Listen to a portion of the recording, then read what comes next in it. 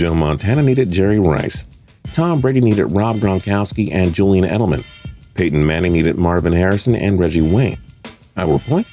Most of the NFL's greatest quarterbacks have succeeded because of major talent. Without their superstar wide receivers, tight ends, and running backs, things would have been a lot harder for these legends of the game. Just ask the following 10 quarterbacks we're about to unveil. They know exactly what it's like to play alongside a subpar supporting case. But that didn't stop them from putting together some impressive accomplishments throughout their careers. I'm Justin Fraction, and today we present 10 great NFL quarterbacks that had the worst supporting casts. At TPS, we post videos every single day, so don't forget to click the subscribe button to subscribe. Then click the notification bell to be notified when we post a new video. Number 10, Michael Vick. Folks, we're talking about Michael Vick's tenure with the Atlanta Falcons. Yes, of course, he had a great supporting cast in his final years as a starter for the Philadelphia Eagles.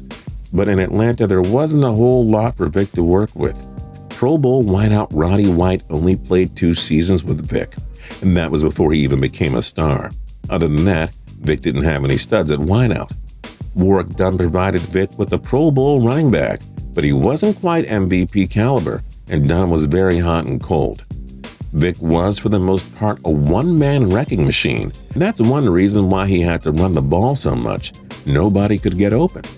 Too bad it wasn't until Vick's final years as a starter in Philly when he finally got some great receiving help. Number 9, Kerry Collins. One of the more underrated quarterbacks in NFL history wouldn't be so, underrated if he had more talent to work with. Kerry Collins was a 2-time Pro Bowler who eclipsed the 40,000-yard passing mark. Collins played for 6 teams in his career, but there was always a big-time playmaker lacking on whichever team Collins joined. Collins guided the Carolina Panthers to the 1996 NFC Championship game in just the second year of their existence. Mark Carrier's 808 receiving yards led Carolina that year. Collins had little to work with during his stops in New Orleans and Oakland as well. He did have Amani Toomer and Tiki Barber in New York, hence why the Giants were able to reach Super Bowl 35, where they were blown out by Baltimore. Other than that, New York Collins was always lacking in playmakers. It's quite impressive that he was able to reach 40,000 passing yards in his career. Number 8, Boomer Esiason. Like the next guy on our list, Boomer Esiason enjoyed some great years with the Cincinnati Bengals. He was a 4-time Pro Bowler and won the 1988 NFL MVP. Esiason also led the Bengals to a Super Bowl 23 appearance, which they lost to the San Francisco 49ers. Esiason did that without any Pro Bowl talent on his team. He kept pace with Joe Montana, even though the latter had a lot more Hall of Famers to work with. Just imagine how great Esiason could have been with 1 or 2 Pro Bowl caliber players on his offense. Number 7, Ken Anderson. The Cincinnati Bengals had some wonderful years in the 70s and 80s thanks to the talents of quarterback Ken Anderson.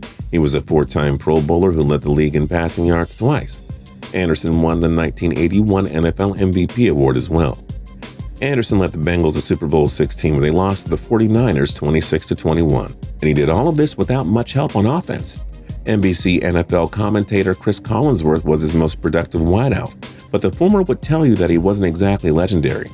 1981 Pro Bowler Pete Johnson was the best running back Anderson ever had, but again, not exactly a great player. And yet, Anderson still almost led the Bengals to a Super Bowl. Number 6, Cam Newton. Too soon? Good. We didn't think so either. Cam Newton has come every bit as advertised since the Carolina Panthers took him first overall in 2011. He led them to NFC titles in 2013, 14, and 15, plus another playoff appearance in 2017. Newton won the 2015 NFL MVP award after guiding Carolina to 15 wins and an appearance in Super Bowl 50, which they lost. He's one of the best dual-threat QBs we've ever seen, and he gets it done with limited talent around him. He only had perennial Pro Bowler Steve Smith Sr. for 3 years. Tight end Greg Olsen has been hurt aplenty throughout the years. The running game has been strong, but Jonathan Stewart was never even close to MVP caliber, and Christian McCaffrey's potential Hall of Fame career has just only begun. Super Cam could really do a lot more if he had a Julio Jones or Antonio Brown type wideout, but without any true Pro Bowl pass catchers, he still piles up the wins with Carolina. Just wait until he eventually gets the right supporting cast. Number 5, Fran Tarkenton. From a defensive standpoint, Vikings legend Fran Tarkenton had the talent. The iconic Purple People Eaters formed one of the most dominant and terrorizing defenses ever, led by Alan Page and Jim Marshall. But on offense, Tarkenton had little help around him. He only had Vikings standout Ahmad Rashad for the last 3 years of his career. He had running back Chuck Foreman, but this guy wasn't exactly elite. Tarkenton and the Vikings lost 3 Super Bowls in the 70s. The defense did its job, but Tarkenton wasn't able to win with a lack of supporting wideouts, tight ends, and running backs. Number 4, Dan Fouts. Before Phillip Rivers came along, Dan Fouts was hands down the greatest player the Chargers ever had. Fouts was among the most prolific passers of the 70s and 80s. He was a 6-time Pro Bowler, won the 1982 League MVP, and led the NFL in passing yards 4 times. But besides Charlie Joyner, Fouts was always lacking great wideouts to complement his talents.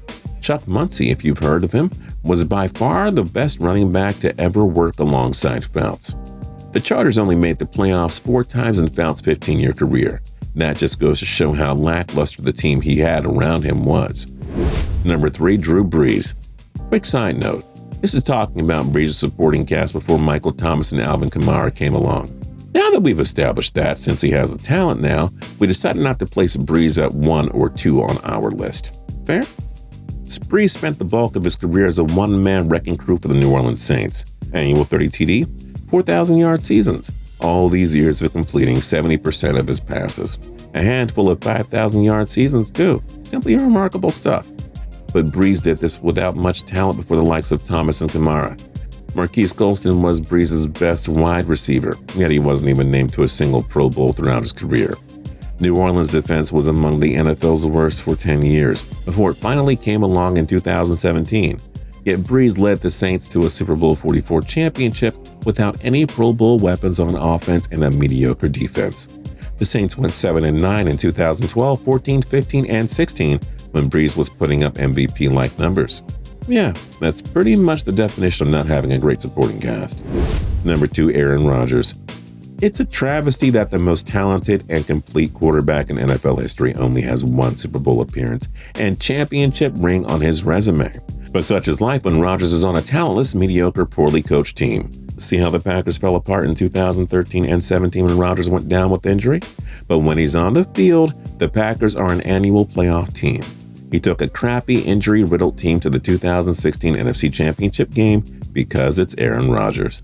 He'd probably have another Super Bowl if the Packers didn't choke in their 2014 NFC Championship loss to Seattle. The best running back Rodgers ever had? Ryan Grant. He had 4,143 yards in 6 years as a Packer. Not great. Randall Cobb, 1 great year.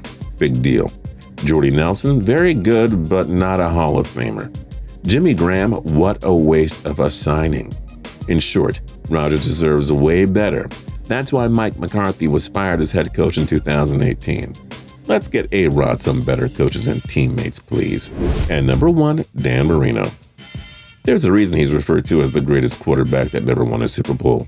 It's because Dan Marino had limited talent around him throughout his legendary career. Mark Duper and Mark Clayton are the best wideouts he ever had, but they're not exactly NFL legends, folks.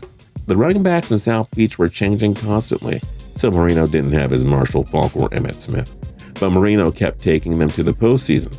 It led to just 1 Super Bowl appearance, however, and that turned out to be a 38-16 blowout loss to the 49ers.